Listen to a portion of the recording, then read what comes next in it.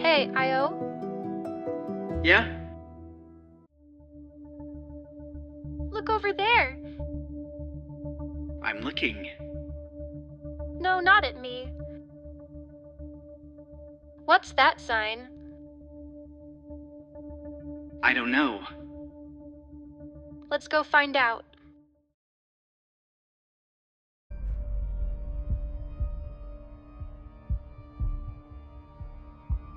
Community Expansion Initiative?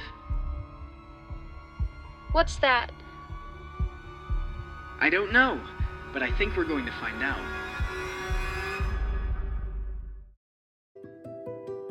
Humans built robots to do everything for them, driven by a fixation for absolute convenience that ultimately became their undoing. But while humanity convenienced themselves into extinction, their most efficient creations survived. In this future earthly environment, these machines use their programming to care for the planet and each other. Smarter, kinder, and more eco-friendly, all the while evolving, albeit in a more manufactured way. This is the House of SOLIS. Good evening. I'm Bud Rusty reporting from the edge of peaceful Auroraville, where construction has officially begun on Dominion Development Corporation's Community Expansion Initiative. While Dominion calls it progress, not everyone is convinced that's what they're seeing. Some claim they no longer believe what they're seeing, nor see what they once believed. As one Auroraville resident told me, if progress costs you everything you value, perhaps it isn't progress at all.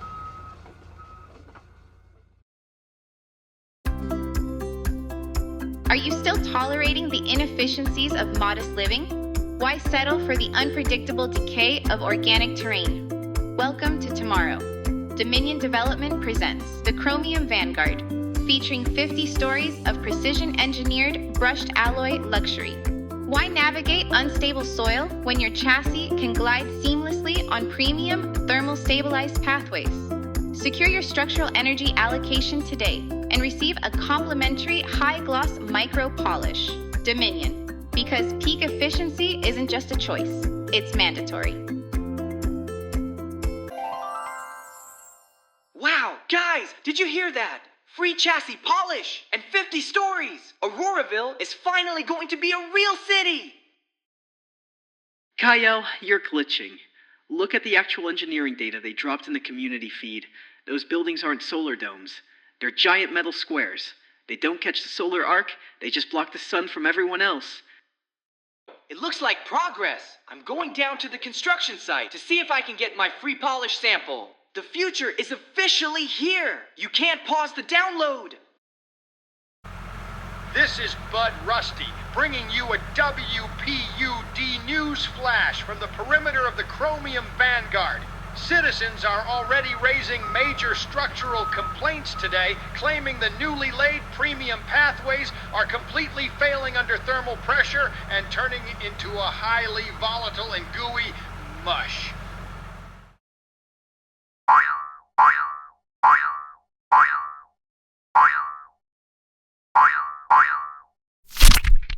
My hydraulic spring is compromised. The futuristic pathway is digesting my transportation device. This thing is stuck harder than a politician changing his mind. Well, I guess it's got a new home now.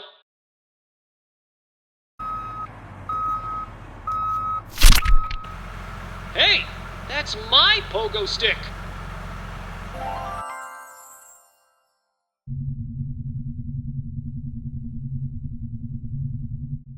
Progress always meets resistance until everyone sees my vision.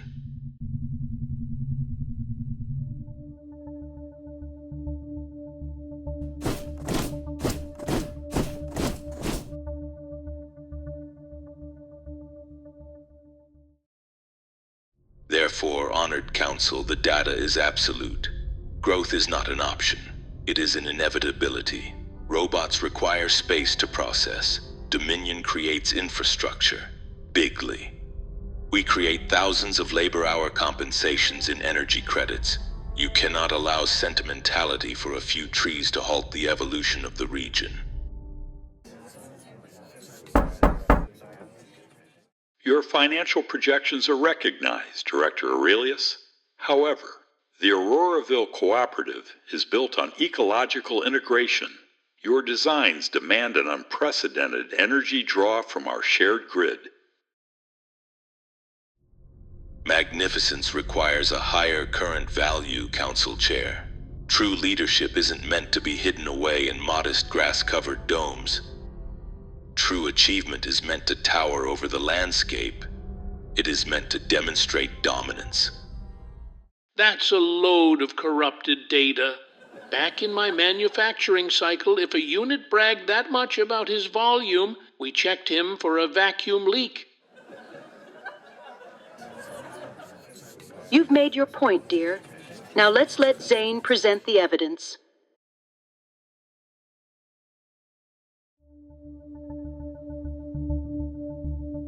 Council Chair, with your permission. Proceed, Zane.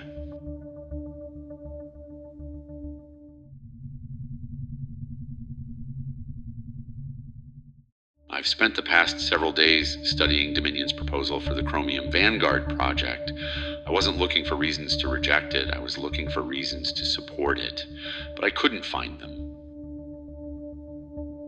These structures demand an unprecedented energy draw from our shared grid. Furthermore, the architecture actively deflects the valley's natural cooling winds away from surrounding homes, creating volatile heat retention.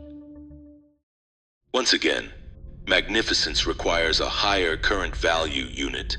Architectural scale commands respect. When I couldn't understand the design, I stopped studying the buildings, and I started studying the builder. The archival record you're about to see was recovered from Dominion Manufacturing's Central Production Archive. Director Aurelius, I hope you'll forgive me for showing this.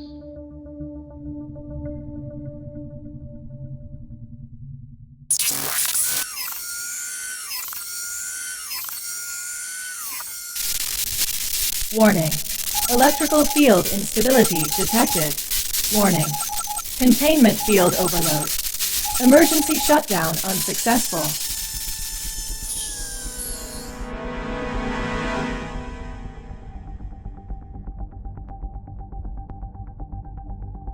The certification chamber applied the final protective stabilization cycle to every new chassis.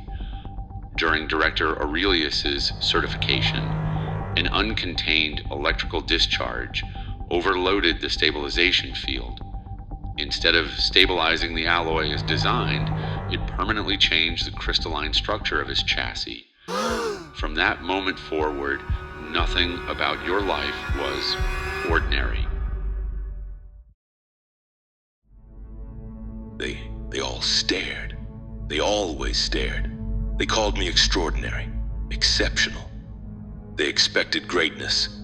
I could not disappoint them. You know nothing of my internal parameters.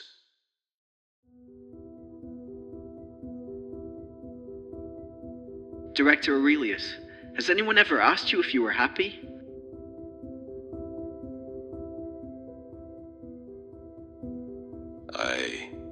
I believed that to guide others I had to tower over them. I believed authority was measured in the scale of my structures. But I have only built fortresses of isolation. We see a neighbor and fellow robot who lost his way in the blueprint, Aurelius. But a blueprint can always be redrawn. Your core processors must have been under immense thermal stress to carry a burden like that alone. You didn't need 50 stories of brushed alloy to get our attention. We were right here. You do not wish to dismantle my chassis? You do not see a tyrant?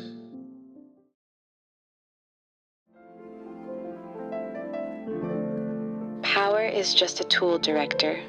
The true value is what you choose to construct with it. You can use your power to conquer this valley, or you can use it to protect it.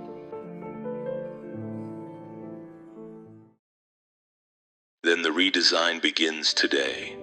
I will not leave these monoliths to scar your horizon. Tomorrow, Dominion will begin dismantling every structure of the Chromium Vanguard project. Every beam, every panel, every alloy will be reclaimed and recycled. Nothing will be wasted. Together, we will transform those materials into something worthy of this valley. Not a monument to one robot, but a gift to every generation that follows.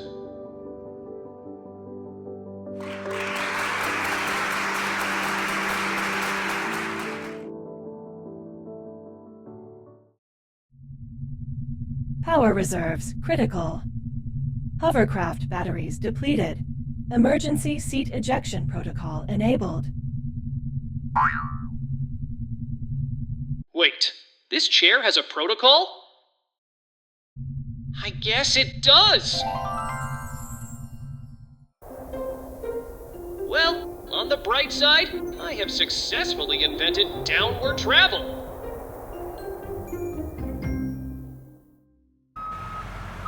This is Bud Rusty reporting live from the ashes of ego and the dawn of a new era. In an unprecedented feat of cybernetic cooperation, the heavy, overbearing alloys of Dominion's failed Vanguard are being molecularly repurposed. Witness history in the making, citizens, as Auroraville constructs a sanctuary where our technology finally serves life instead of seeking to dominate it.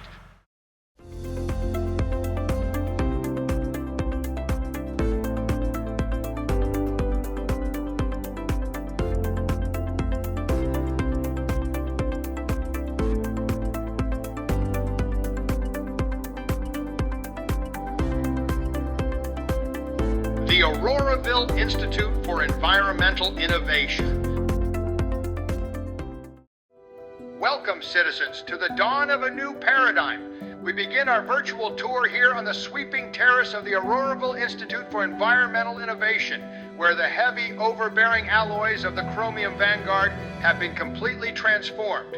Behold our premier display, the hybrid solar wind towers, where the old architecture sought to conquer the skyline. These elegant structures gracefully cooperate with it.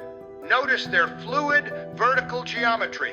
By engineering long, helical blades that rotate on a central vertical axis, these arrays capture the stronger, more majestic currents of the upper atmosphere while requiring a near-zero footprint on the living Earth below. But the true genius lies in their dual harvest integration. Every single millimeter of these gently spinning blades is layered with a lightweight, hyper-effective photovoltaic skin.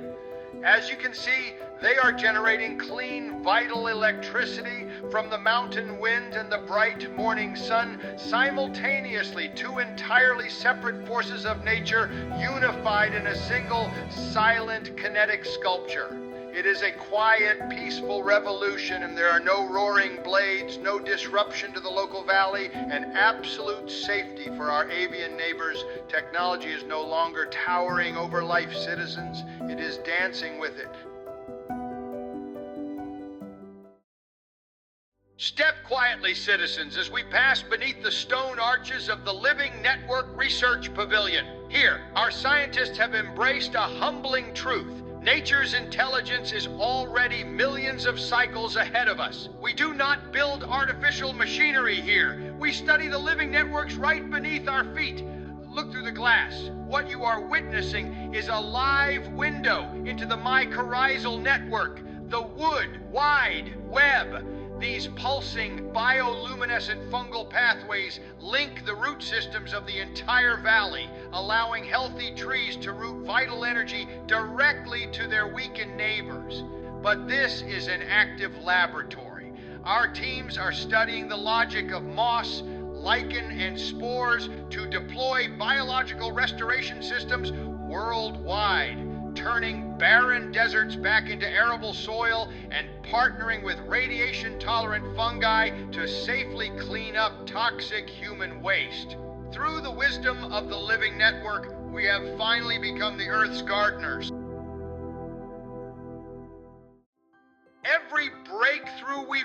latest on this tour is being driven right here, inside the Auroraville Institute for Environmental Harmony, which brings us to our next exhibit. Welcome to the Molecular Resource Recovery Lab, inspired by the early plasma conversion ideas of human inventor Joseph Longo. What you're seeing is not incineration. Inside these sealed chambers, controlled violet plasma breaks discarded material down into useful molecular resources. Old scrap, damaged machinery, and ancient human debris enter on one side. Clean structural alloys, purified water, industrial gases, and usable energy emerge on the other. The old world called it waste. Auroraville calls it unfinished potential. That idea is engraved on the reactor core itself. There is no such thing as waste, only resources waiting to be understood. And beyond the main gallery, work continues in the Ocean Symbiosis Wing. Here, manta-shaped recovery drones move through restored kelp forests and coral habitats, collecting microplastics without disturbing the life around them. It is still an expanding program, but its purpose is already clear. Healing the planet does not stop at the shoreline. Another promising research area is the Acoustic Energy Initiative, where sound itself becomes a tool. Here, carefully shaped ultrasonic fields suspend droplets, guide delicate materials, and assemble tiny components without physical contact. Ancient civilizations once imagined sound as a force that could move the impossible. Auroraville is studying what sound can truly do, and this is only the beginning. Across the Institute, new proposals are already taking shape. Cleaner energy systems, restoration technologies, and research designed to help life recover. But every wing, every experiment, and every invention returns to one simple question: what should power be used for?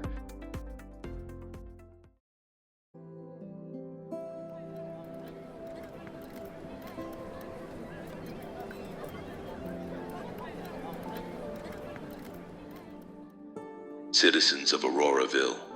For many years I believed greatness was measured by how high we could build, how much power we could command, and how much of the world we could force to look up. I was wrong.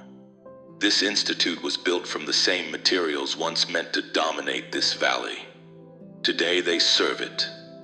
May this place remind us that technology is not wisdom by itself. Power can change the world, but wisdom must decide how.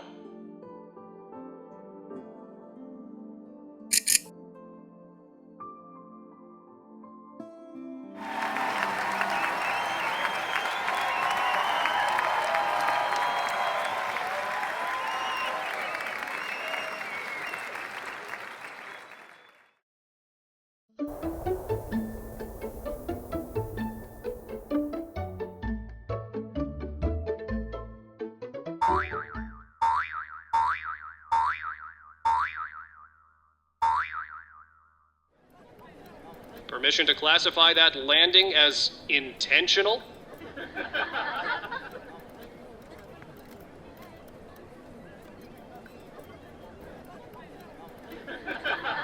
Apologies for the vertical entry, Director.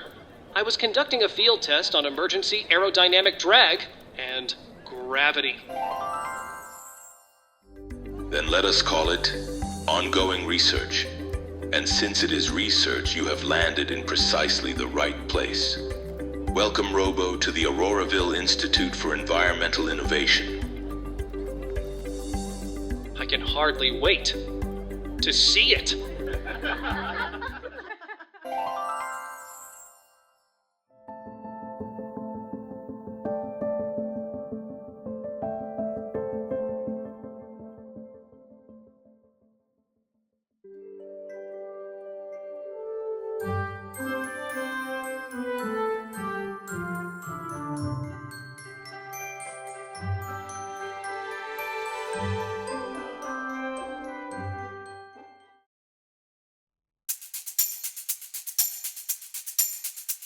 3/4 of this place covered in water. We disrespect her, although we know we ought not. Her cool ocean breeze is now a thing of the past. We did it to ourselves, ain't being human a blast. We have explored every crevasse, watched volcanoes spitting ash, should have seen the warning signs, but had our heads up our ass. With hubris quite unearned, our legacy shall come to pass. But at least we will look shiny when Gaia turns us into glass. Why did we do this? Why would we choose this? Are we that crazy? Or just that lazy? Had everything we could want, but here we are wanting more. It's like a hooker wanting to be a whore.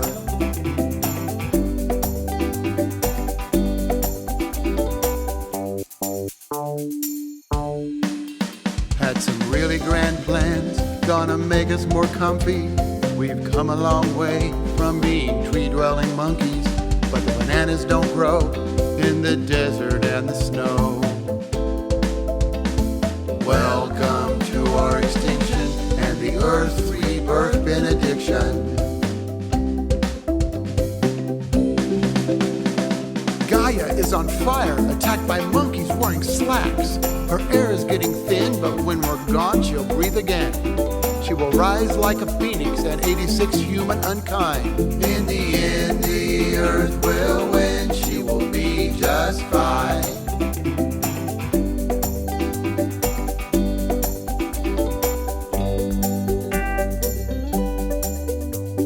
Look at that lovely tree, might be the last one you see. So enjoy its cooling shade. Welcome to man's final escapade. Why did we do this? Why would we choose this? Are we that crazy? Or just that lazy? Had everything we could want, but here we are wanting more. It's like a hooker wanting to be a whore.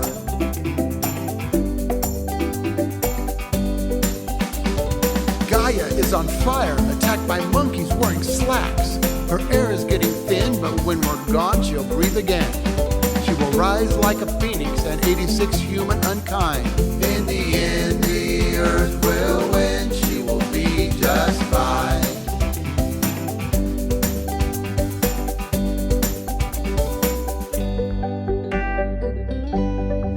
Cause in the end, Mother Nature always